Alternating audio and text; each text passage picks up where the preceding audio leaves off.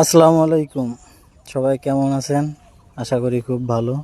তো আপনাদেরকে এর আগে দেখাইছিলাম যে আমার এই কুমড়ার জমি যে কি একটা বন, মানে ঘাসে এমন ঘাসে হয়েছিল যে বলার মতন না। পুরো জমি ঘাসে ভরা ছিল। তো সেই জমিটাই দেখেন, একবারে ঘাস পরিষ্কার করে সেই ঘাসগুলো মানে একবারে ক্লিয়ার করে ফেলে দিয়েছি। তো এখন আমার কুমড়ার গাছের এই আপডেট। কুমড়োর গাছের চেহারাও আগের থেকে অনেক পরিবর্তন হয়ে গেছে। তার ভেতর ফুলও চলে এসেছে, কুমড়ো ধরা শুরু হবে। ওই যে অলরেডি আমি একটা কুমড়া দেখতে পাচ্ছি, কুমড়া ধরা শুরু হয়ে গেছে। তো আল্লাহর রহমতে দেখা যাক, যেহেতু অনেক কষ্টে জমিটা ক্লিয়ার করছি, তারপরেও এই তো দেখতেছি লাইয়েরও গুটি বের হয়ে চলে এসেছে। তো দেখা যাক কীরকম ফল হয় বা ফলন হয়।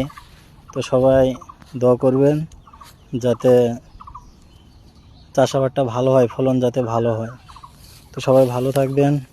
আল্লাহ হাফেজ।